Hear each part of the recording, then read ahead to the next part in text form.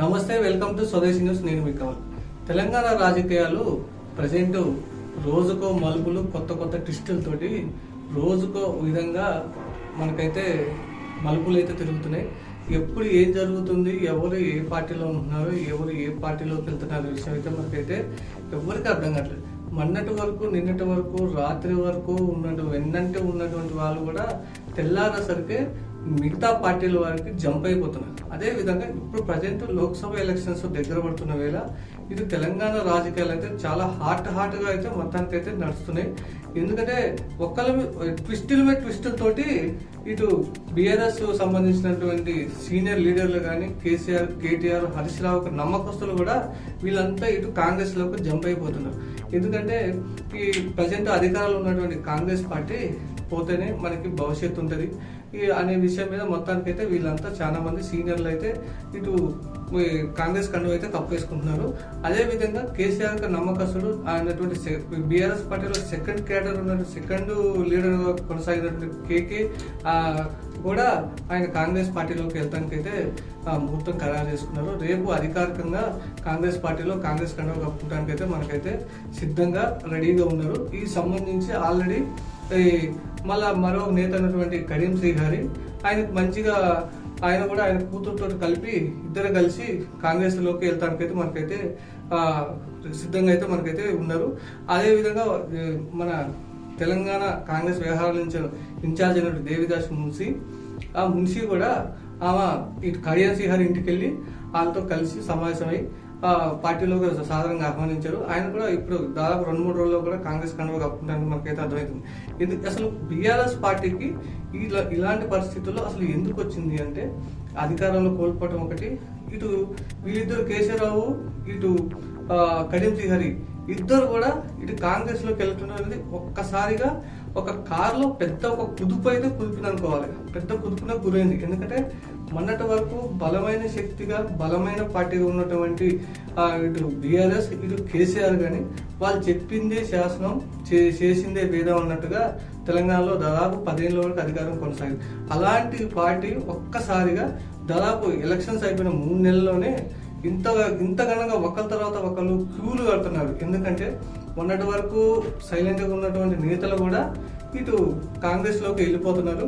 అదే విధంగా ఇటు కేసీరావు, ఇటు కడియం శ్రీహరి కూడా ఇద్దరు కూడా కాంగ్రెస్ లోకి వెళ్తారు. వీళ్ళు ఇద్దరు వెళ్తానికి మెయిన్ ప్రధాన కారణం ఏంటంటే కేసీరావు కూతురు అన్నటువంటి ఇక్కడ మేయర్, హైదరాబాద్ జిహెచ్ఎంసీ మేయర్ అన్నటువంటి గద్వాల విజయలక్ష్మి ఆ భవిష్యత్తు ఆలోచించి కూడా ఇటు కాంగ్రెస్ లోకి వెళ్తున్నట్టు మనకైతే తెలుస్తుంది. ఎందుకంటే ఆయన దాదాపు 50 ఏళ్లకు పైన కాంగ్రెస్ లో ఉన్నారు. కాకపోతే కొన్ని అనివార్య కారణాల వల్ల కేసీఆర్ తో కలిసి నడిచారు, బీఆర్ఎస్ పార్టీలో ఉన్నారు. కాకపోతే ఏంటంటే ఇప్పుడు అధికారం కోల్పోవడంతో ఇటు గద్వాల విజయలక్ష్మి, ఎందుకంటే ఈ ఒకవేళ బీఆర్ఎస్ లో ఉంటే ఇక్కడ జిహెచ్ఎంసీ ఎలక్షన్స్ లో మన బీఆర్ఎస్ వాళ్ళకే మెజార్ సీట్లు వచ్చినాయి. ఎంఐఎంతో కలిపి వీళ్ళు మేయర్ పీఠాన్ని అధిరోహించారు. ఒకవేళ ఇప్పుడు ఉన్న పరిస్థితుల్లో వాళ్ళు కూడా చాలా మంది కార్పొరేటర్లు ఇటు కాంగ్రెస్ లోకి వెళ్ళి అది అధికారం దక్కించుకునే ప్లాన్ మీద వాళ్ళైతే ఉన్నారు. ఎందుకంటే ఎలక్షన్స్ లో, లోక్సభ ఎలక్షన్స్ లో కాంగ్రెస్ మెజార్టీ సీట్లు సాధించడానికి చాలా తీవ్రంగా ప్రయత్నం చేస్తుంది. అదే విధంగా మన ఎలక్షన్స్ లో, లోక్సభ ఎలక్షన్స్ లో కూడా తనకు సంబంధించి బాగా పట్టున్నటువంటి ప్రాంతాల్లో కూడా, బీఆర్ఎస్ పట్టున్న ప్రాంతాల్లో కూడా కార్పొరేటర్లు కూడా గాలం వేసి తీసేసుకుంటున్నారు. ఎందుకంటే ఒకవేళ అలా జరగని పక్షంలో కార్పొరేటర్లు కనుక కాంగ్రెస్ వరకు ముగ్గునెడితే ఇటు మేయర్ పీఠానికి గద్వాల విజయలక్ష్మి చాలా తీవ్ర ఇబ్బందులు ఎదుర్కోవాల్సి వస్తుంది. అలాంటి పరిస్థితి రావద్దన్న ఉద్దేశంతో కేసీరావు కంపల్సరీ దీంట్లోకి కాంగ్రెస్ పార్టీలోకి వెళ్ళిపోయారు అని అనుకోవచ్చు. ఎందుకంటే ఇటు వరంగల్ విషయానికి వస్తే కడియం శ్రీహరి కూడా ఆయన కూతురు కావ్యకి భవిష్యత్తు ఉద్దేశం నుంచి ఒకవేళ కాంగ్రెస్ లోకి వెళ్తే కంపల్సరీ గెలుస్తాన్న ఉద్దేశంతో ఆయన కూడా ఇటు కాంగ్రెస్ లోకి వెళ్తున్నారు. ఎందుకంటే ఆల్రెడీ కేసీఆర్ కావ్యకి వరంగల్ టికెట్ కేటాయించారు. అయినా సరే ఇప్పుడున్న పరిస్థితుల్లో బీఆర్ఎస్ తీవ్రంగా ఆరోపణలు ఎదుర్కోవటం కానీ అనేక సమస్యలతో కొట్టుమిట్టాడుతుంది. ఇలాంటి పరిస్థితుల్లో కావ్య భవిష్యత్తును కూడా పణంగా పెట్టడం ఎందుకు అనే ఉద్దేశంతో వచ్చిన అవకాశాన్ని ఎందుకు పోగొట్టుకోవడం ఇష్టం లేక కడియం శ్రీహరి ఆయన కూతురి కోసం కూడా కాంగ్రెస్ లోకి వెళ్తున్నారు. అయితే మరోవైపు ఏం చేసిందంటే ఇక్కడ హైదరాబాద్ లో ఉన్నటువంటి ఖైరతాబాద్ ఎమ్మెల్యే దానం నాగేంద్ర ఆల్రెడీ కాంగ్రెస్ లోకి వెళ్ళిపోయిండు అండ్ సికింద్రాబాద్ ఎంపీ టికెట్ కూడా తీవ్రంగా ప్రయత్నం జరుగుతుంది. అయితే ఈ విషయం మీద కొంత సస్పెన్స్ అయితే కొనసాగుతుంది. ఇప్పుడు ఇటు కేసీఆర్ రావు, ఇటు దానం నాగేందర్, ఈ కడియం శ్రీహరి వీళ్ళతో పాటు కొంతమంది కూడా కేసీఆర్, కేటీఆర్, హరీష్ రావు కూడా దగ్గర సంబంధం ఉన్నటువంటి వాళ్ళు, ఆయనతో కలిసి నడిచినటువంటి వాళ్ళు కూడా ఇటు త్వరలో కాంగ్రెస్ లో జాయిన్ అయ్యేటట్టు మనకైతే సమాచారం ఉంటుంది.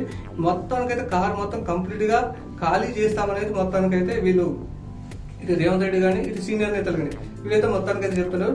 వాళ్ళు అన్నట్టుగానే కంపల్సరీగా వీళ్ళు ఇటు యాక్షన్ ప్లాన్ అయితే మొత్తానికైతే అమలవుతుంది.